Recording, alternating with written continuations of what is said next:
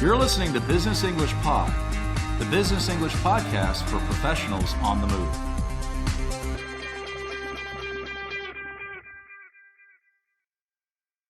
Welcome back to Business English Pod. My name's Edwin, and I'll be your host for this episode, in which we're going to take another look at one of our most popular and important podcasts. Today, we're talking about using the telephone. This is something we all do, but we don't all do well. Talking on the telephone has become an extremely important part of business. You need to be able to answer a call professionally and create a good image of yourself and your company with only your voice.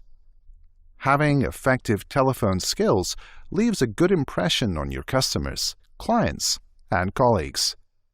People are busy, so you want to be very clear, polite, and organized. In this lesson, we'll begin by looking at a bad example of answering a call and taking a message. We'll discuss why it's a bad example, and then we'll go into a good example of answering a call. I'm sure you'll see a clear difference.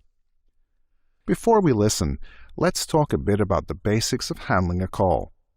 Our tone of voice needs to be pleasant and positive. We don't want to make people feel like they are bothering us. Some people try smiling when they speak, even though the other person can't see them. This trick helps to maintain a good tone. Second, we should always be prepared. Whether you're receiving or making a call, you need to be ready. We also need to make it clear from the beginning who the person is talking to. This means identifying ourselves and our company. From there, we need to lead the conversation and find out how we can help the caller. The caller should not have to ask for help. And finally, we need to remember that listening is half of the conversation. We need to listen and respond to what the other person is saying. For our bad example, we'll listen as Justin, an employee with Trevesco, calls a shipping company called Dane Line. Justin is hoping to speak with Sylvie Peterson, but it is a receptionist named Amy who answers the phone. As you listen, try to answer these questions. 1. How would you describe Amy's attitude? 2. Does Justin seem prepared?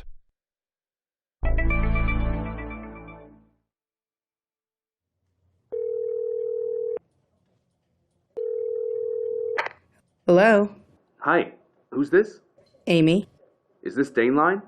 Yes. What can I do for you? Hi. Yes. Just a second there. There it is. May I speak to Sylvie Peterson? Sylvie! Sorry, she's not here. Can I leave a message? Sure, go ahead. Let's see. My name is Justin Thomas. I'm with Trevesco. It's about the construction schedule for 2008. And my number is, wait a second, 390-929-2107. Sorry, could you say that again?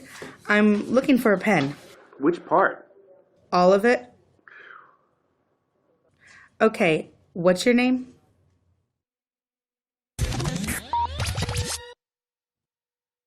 This is not the way that a business telephone call should usually go.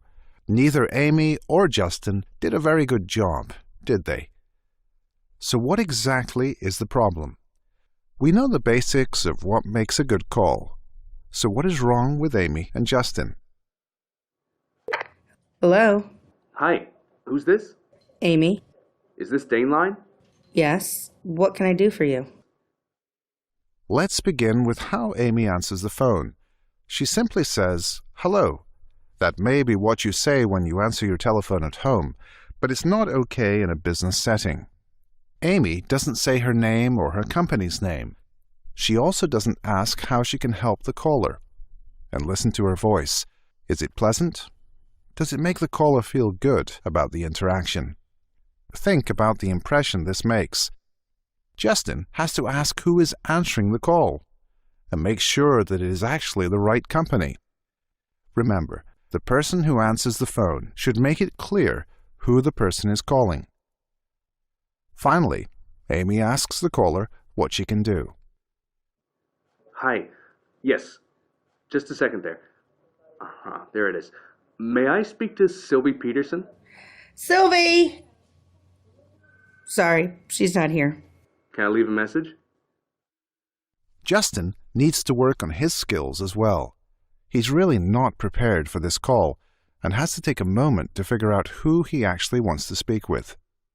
Of course, Amy should put Justin on hold while she looks for Sylvie Peterson. But she doesn't. She just puts the phone down and calls out Sylvie. Again, this is something that might happen at home, but should definitely not happen at work. Notice too that it is Justin who asks if he can leave a message.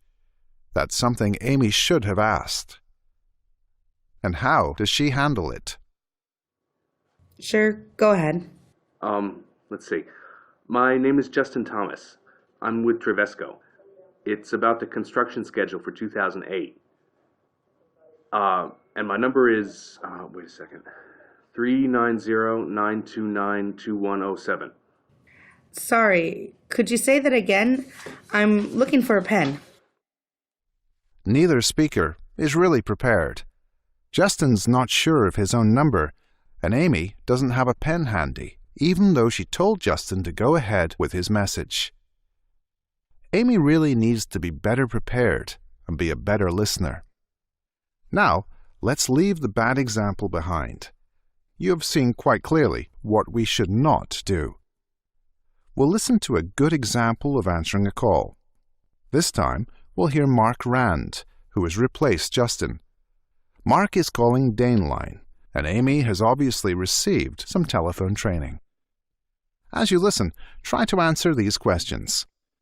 1. What information does Amy include in her first sentence? 2. How does Mark Rand introduce himself?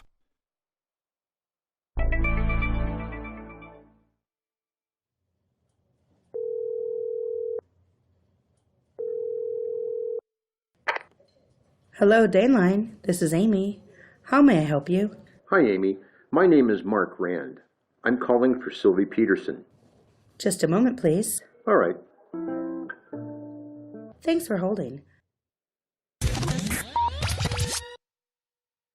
This sounds a lot different from the bad example, doesn't it? Mark and Amy accomplish as much in 2 lines as Justin and Amy did in 6. First, Amy answered the phone very professionally. Hello, Daneline. This is Amy. How may I help you?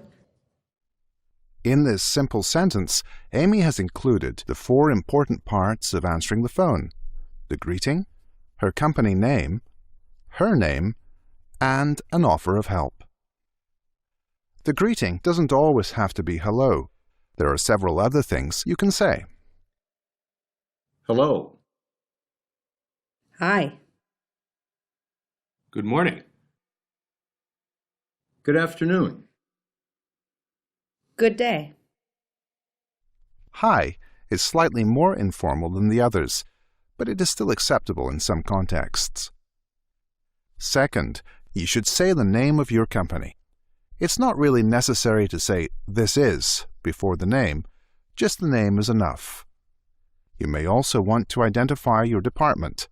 For example, you can say Sales Department or just Sales.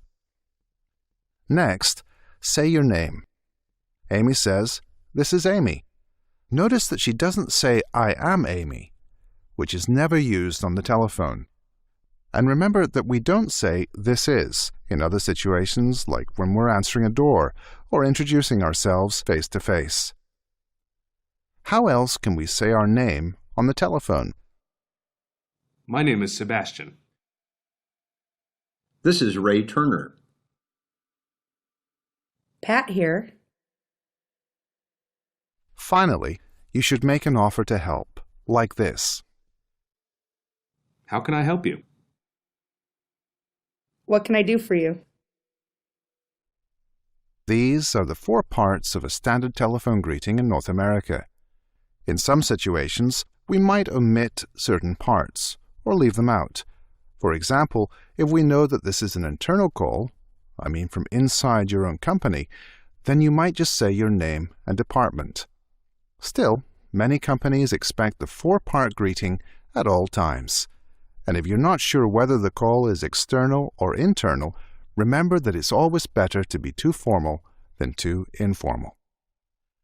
Why don't we practice this four-part greeting? You will hear a prompt. Use the ideas in the prompt to practice the four-part greeting. Morning. Dave. Dixon Construction. Help.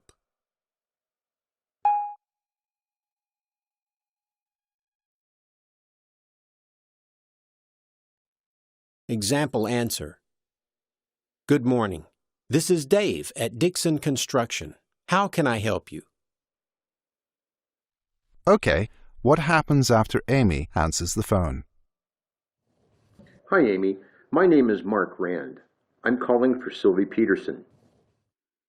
Mark starts with a very nice personal greeting for Amy. Then he gives his own name. If you are the caller and you know the person you are calling, you can use "this is." But if we've never met before, it's best to use "my name is" for your introduction.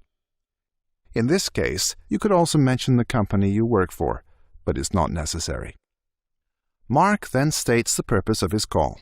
He wants to talk to Sylvie Peterson, and he uses the expression, "I'm calling for." What are some other ways that we can ask for a person on the telephone? May I speak to Benedict Struck? Is Arnold there? Yes, I'm calling to speak to Ravi Montero. Now, Amy needs to check whether Sylvie is available, and to do this, she puts Mark on hold. Just a moment, please. All right. There are a couple of other ways that Amy could have done this. Could you hold, please? Would you mind holding, please? Don't forget to actually listen for the caller's answer when you ask if the person can hold.